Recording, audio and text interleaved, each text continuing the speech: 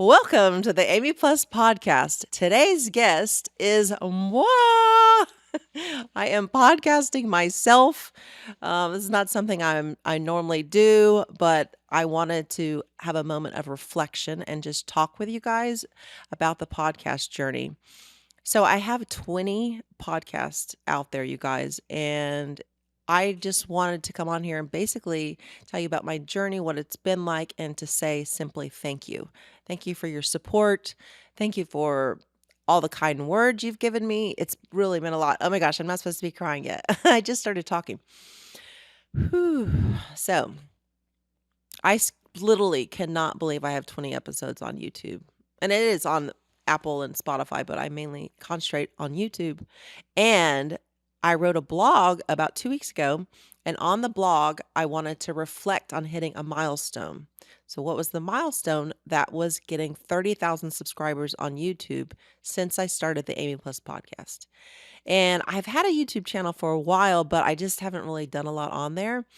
And ever since I started the podcast, I've gone from like 2,500 subscribers at the time that I wrote the blog to now, then 30,000 subscribers. And that was 2 weeks ago. And I looked today and my subscribers are now at 39,500 subscribers.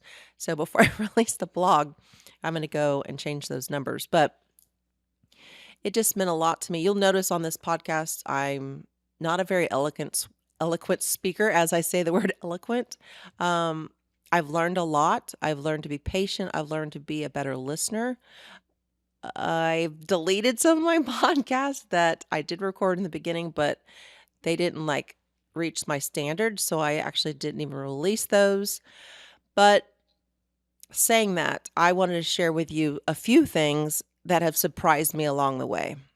First thing is this. When I tell the guest the introduction and they sit there and listen to me, you should see their faces light up, you guys. It's like, they're like, whoa. And they sit there and they think, that is me. That's who I am. That's my journey. That's what I've done. And that has really, really surprised me. I guess, I don't know. I've never really thought about how people don't get a chance to be heard. And that's what this podcast does. I have entrepreneurs, I have top industry leaders. I have my husband, Joe, who is obviously, kind of both, but I've had my daughter, Kelly, top industry leader as well, because she's a pediatric NICU doctor. But it's been the biggest blessing to me for them to be able to, tell their story from the beginning. Because I didn't realize this. I don't know why. I just don't think about it. But a lot of these people I podcast are very successful and they're one of the best at what they do. Saying that, people don't just get there out of luck. People don't get there by chance. People get there because of the support that they have around them, their family, their friends, and specifically the trials and the downs. Obviously, there's ups and downs, but everyone I've podcasted started here, and then a lot of times they would hit a milestone and then get knocked down. And all the people that are successful in life are the ones that get back up. And it's just been incredible to hear the guests talk about. It's so interesting, you guys. I hope you guys can go back and look at some of the missed episodes because it's very inspiring. That's the best way to describe what I've experienced listening to their stories. Before I go any further, I'm going to ask myself, like I do all my guests, Amy, what's your fit? You guys, I have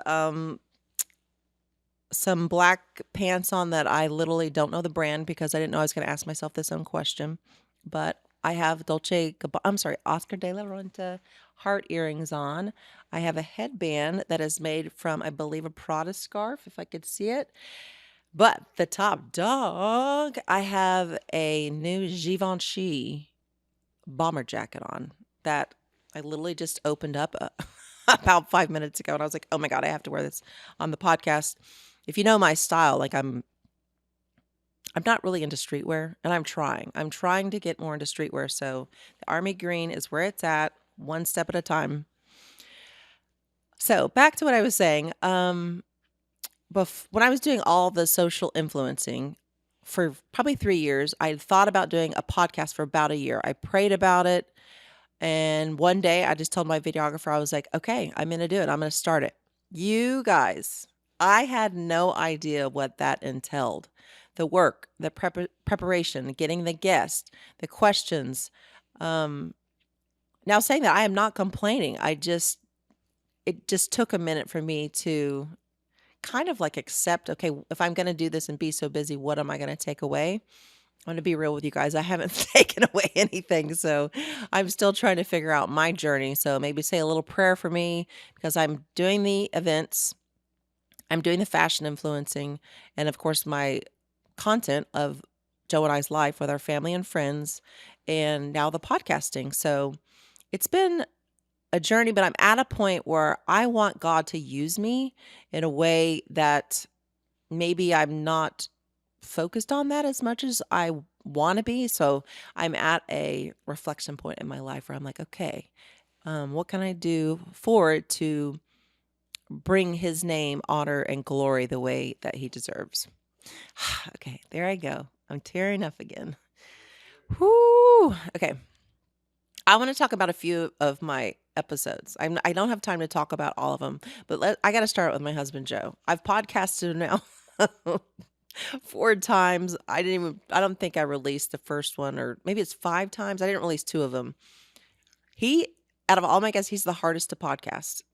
He really is because I love him to death. He's like literally the most incredible man in the world, but it's hard to explain.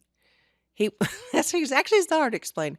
He won't like stop like and reflect. So I'll ask him a question and he talks for like 30 minutes and I have to get him. So saying that, he's gotten so much better. Not only that, his journey, you guys, is so inspiring. And So he's gonna have they said, there's this guy, and they gave me his picture. They said, you can't let him in here. He's got a restraining order. And if you see him, do not let him in. And sure enough, here he comes. And he's drunk, and he's got a bottle of gin or something in his hand. And I said, dude, you can't come in. I mean, I got your picture here. And he's like, I just want to see my kids. It's Christmas time. I said, I understand, but you're not allowed in here. So anyway, he must have circled around. And next thing you know, I get a call from this apartment. This lady's screaming, he's trying to kill me. He's trying to kill me. So I ran down there, called the police, but I ran down there in the interim and I came in and, she's standing there and she's got red marks on her throat where I guess he was choking her. And the kids are over here crying and he's here and I'm in between them. And he's got his bottle of gin and I just want to see my kids. And she's like, he's trying to kill me. And I said, everybody needs to calm down here. You're not allowed in here. So he starts taking steps towards her and she whips out a butcher knife. That thing was about that big. I'll never forget it. And she's like, I'll cut you. And I'm sitting there going, I looked at him, I said, I think she's serious. And if you want to go ahead, you're on your own now. And I walked out the door and he came out with me. So he's going to have basically 3 to 4 episodes of his journey, all the way from his career as a kid, jobs as a kid, all the way through college, his next step, where he ended. The last one, I believe, was McAfee, and then he's going to talk about his boards and where he's at now. 100% worth watching. And we do have an episode about like how we met and our love story, which that could make me cry too, because he's like the most perfect husband in the world. So I feel very blessed to have him in my life. Okay, the next one I want to talk about is Bonnie Smith real quick. Bonnie, she's a Fort Worth fashion stylist, and she has changed my life of fashion. Her podcast has been one of the best podcasts when someone's like, what's your favorite? Or I say, what's your favorite? They'll say Bonnie. Unfortunately, this is the craziest thing. I don't even know if you know about this, but YouTube like blocked her, or I don't know, like stopped the algorithm because they said I violated the guidelines saying that her podcast was promoting political campaigns. I don't know what that means. I've looked into it. I protested several times and I'm just sad about it. I'm not really sure what to do. I'm probably going to just repost her podcast because it's not getting the views that it deserves. What's my favorite part in her podcast is when I said, what brings you the most joy of what you do styling women. And she said, styling women after they've given birth. Absolutely. And I was like, One of my favorite categories of women, I mean, I would I would say strongly 70% of my clients are female. My favorite category of woman is the postpartum woman. really? Yes. And when her body has been through so many changes, perhaps she's perimenopause, like, I mean, that age where like so much has changed and it's so hard to feel confident because you don't look the way you once did. And as vain as that sounds, it's just the case. I love the feeling of seeing a mother of three that has not felt sexy for years look in the mirror wearing an incredible dress for her next date night. And I was like, wow, that's not what I thought you were going to say. And she goes into it. Women go through so much when they give birth, and your body gets all jacked up, right? I mean, I've been through it. I don't even want to talk about it with my 10-pound baby that I had. I'm sorry, 10 pound 4 ounces. Yes, you heard me right. Kelly, 10 pound 4 ounces. And she said, not only do the women feel good about themselves again for the first time after giving birth, but she said a lot of time the husbands pay for her services to do this for them as a gift. I thought that was so moving and touching. And speaking of pregnancy, I gotta say it's probably my favorite podcast because I podcasted Kelly Hillman. She's my daughter. And I podcasted her shortly after I found out by surprise that she's pregnant. So this is the first grandchild, you guys, and like the whole family. So I have 2 stepkids. They don't have any kids. I don't know. I was like maybe a week or 2 before our podcast. She accidentally tells me, well, her husband accidentally is on the phone with her, and I overhear him say, "Have you told your mom yet?" And I was like, wait, what? And at that moment, I found out that she was pregnant. So during this podcast, we talk about that. She has a really big high in love for fashion. So we go into that. And then, of course, we go into her career, which is very inspiring to so many people. You guys, being a doctor, that's no joke. Going into or specializing into what she's specializing, it's just years of toil. It is. So what is she? She is a NICU doctor, and she's got 1 year of fellowship left, and she just takes care of the little bitty ICU babies, and I'm so proud of her. Like being on the cutting edge of medicine, like figuring out what's next and like how we can do better. So it is very exciting, but there is, drawbacks as well. And that's probably true for anyone that's looking to advance in whatever career. I think it's worth not only getting advice and like hearing what people that you trust and respect in your life and respect you have to say, but also maybe talking with people who are in the field, maybe be able to shadow them and see like what is actually involved day to day, and really reflecting on that and thinking, is that what I see myself doing every day, and is it worth the commitment, whatever that commitment might be?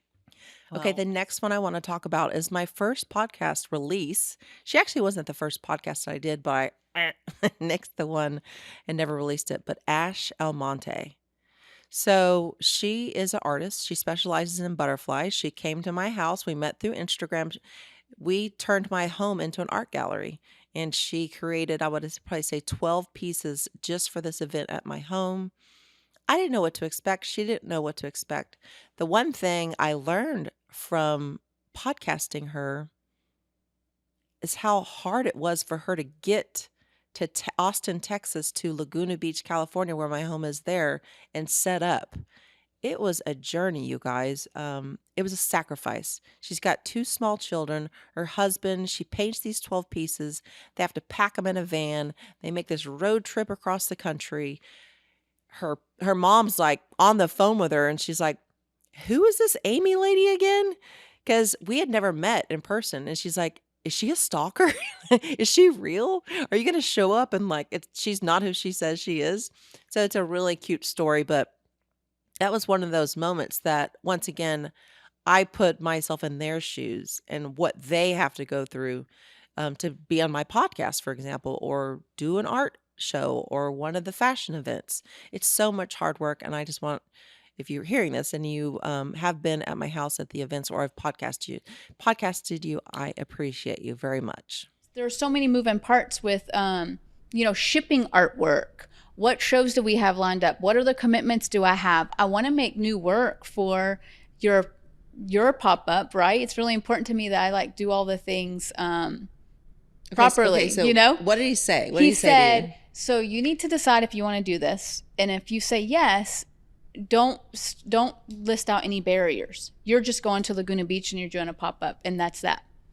And because I kept going, okay, well, we have to ship it. If we ship 10 pieces and we crate it, and then, if art sells, we have to crate the art home. We have to custom build those crates. Are we going to stand on this beautiful home and have these tools and recreate artwork? And it wasn't all. And he was like, no, you say yes and you just go. You figure it out. You don't list barriers. And so I was like, okay, yes. And I was like, my God. Okay, which one was the most viewed? Which has been the most popular podcast I've done is Sahar Manly. I think she's up to 100,000 views, you guys. Her story is energetic. Her story is inspiring. She started her company during COVID with her daughter. She decided to create this jewelry line, and now it's blown up. She's doing these events, traveling all over the country, trying to build her brand. At the time, I think her daughter was 8 years old, sleeping under the table with her. She got robbed in the past, almost $1 million worth of jewelry. There was this earthquake that happened recently, I think in Turkey, and her employees that made her jewelry, 8 of them passed away during the earthquake. It was just... it's very sad, but her story is incredible, inspiring. And then it's Sahar. Have you seen her? She's so petite and cute. And she's got the jewelry, and she just is so flamboyant and everything about her. She walks into a room and you're like, okay, girl, I see you. So that was one of my favorite podcasts, and I'm proud of her for, she really is my most successful podcast so far. They're like best friends. So my 13-year-old is the one that I started this company with. I homeschooled her. I kept thinking of your other daughter Oh, when you were saying you no. worked Isn't that together. crazy? Okay. She was home. I homeschooled her during COVID, and I was starting. So she and I traveled all over the country together. She was 8. Yeah, crazy 8. And it was so fun because I got to homeschool her and travel together. But she was the one that built this business with me. I mean, we would do trade shows together. She and I would go to New York. We would literally travel with 13 pieces of remote luggage, the two of us. At 8 or 9 years old, we would go to trade shows. We'd show at 5 a.m., the two of us. She would help me set up. True story. And then when the show would start, I would have my table and I put a bed underneath the table and she would sleep under the table. Stop it. Swear to God. The first 2 years of the trade show, just 5 years ago. That was, and we talk about it all the time. And I was like, it's so special to me. So she has your work ethic. She does. She knows it. I always say to people, she could run the company now at 13. Another one that I loved podcasting was Tony Drockton. He is the CEO of Hammitt, and he was sitting right here with me at the Texas house. His story is incredible. He was one of my dear friends, best friends, friend for the last, I want to say 25 years. He would talk about couch surfing. He started the business, Hammitt. He took it over from a lady named Stephanie, and it was not good for quite a while. And I want to say for a year, I think he said, he couch surfed, meaning he slept on his friends' couches one at a time because he, was broke, didn't have the money. But then eventually, same story, you guys. Once you're knocked back down, you get back up. That's what successful people do. His company has exploded. Not only that, I've hosted an event with him. Hands down my favorite, 2 events with him, hands down my favorite events because of him. He shows up and he's just, his team's amazing, but I don't know. He just brings this crazy energy. He's a visionary. Him and his team have a mission, and they're staying true to that mission to be the best handbag company out there, and he's not giving up. So, Tony, I can't wait to continue seeing your journey. Fit. And I remember John would say to me, like, if you're not intentional about your culture, then it will be unintentional. And the worst culture is an unintentional culture because it's all over the place, or it becomes something that you can't change. And you're like, how did it become here? Right. So everything, you need to be intentional about what you want if that's important to you. I want to be able to have a team that works really hard, that is all focused on the same goal, but can still have a really good time, right? But hard work has to be part of that.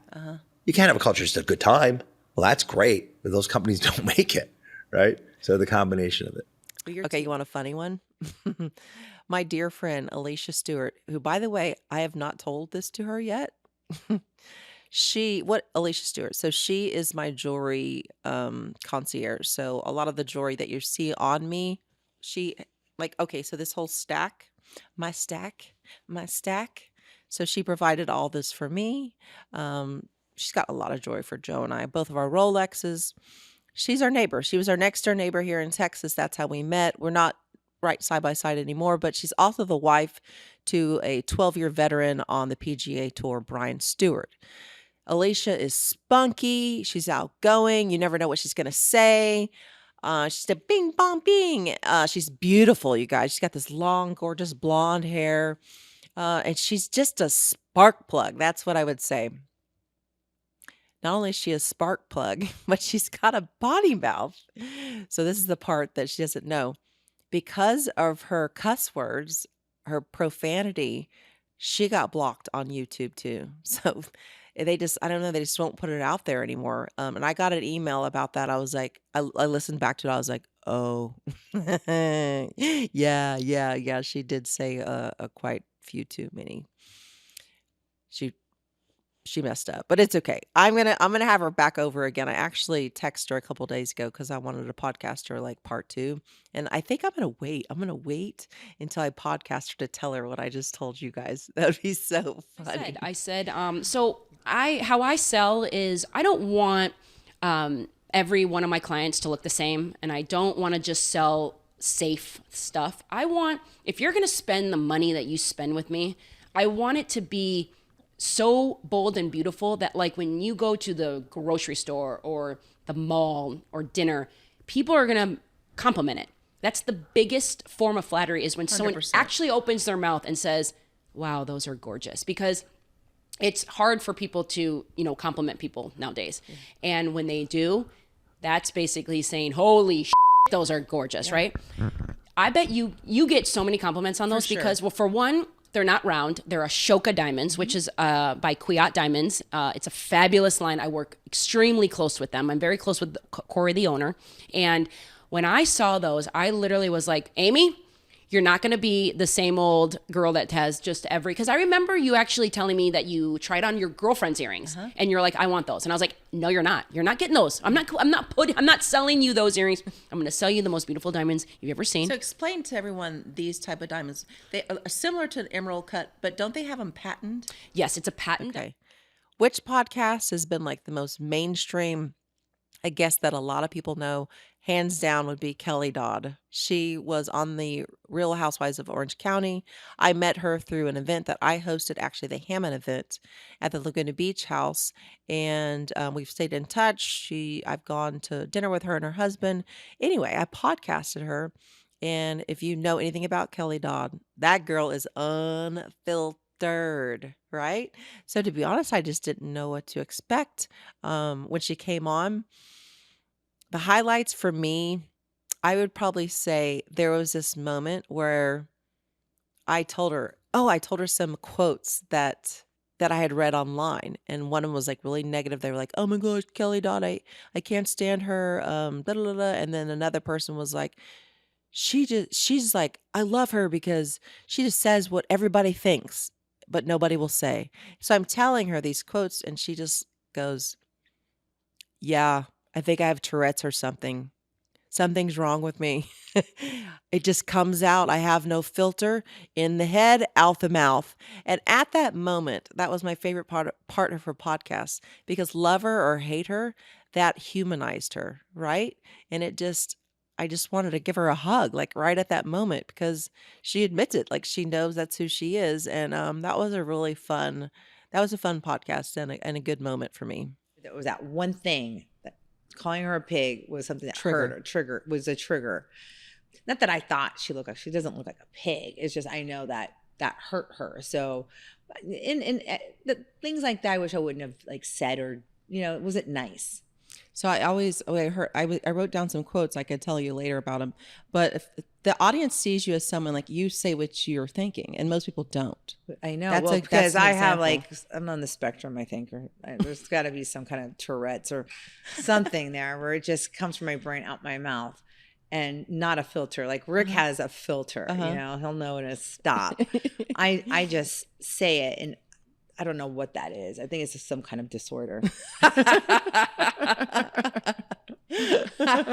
Oh my gosh, that's hilarious. Well, I think a lot of audience, though, they respect that of you, because they're like, oh my gosh, she said it. Yeah. Like, I wanted to say that. I wanted to say but that. They didn't. They don't, have Well, the gumption. So before I go and I wrap it up, I just want to say thank you. I want any of your feedback. I appreciate all your support, your comments, subscribing, the following. I've had a lot of people tell me that they're telling other people by word of mouth about the Amy Plus podcast, and it's truly meant the world to me. The one thing you actually could do for me is to leave a review, because that really helps my algorithm, to be honest with you and transparent. I hope that this podcast has brought you inspiration, encouraged you in your faith journey, all the things. I hope that you guys continue to pray for me, that God uses me to spread his word and his love of the gospel and my faith in the Lord Jesus Christ, which I'm so very proud of. And I just want to keep inspiring. And don't forget, you guys, your story should be heard. Your story should be told. And I hope that this podcast brings you joy and inspiration that climb your own mountain. So follow me and subscribe on all the things. Until next time.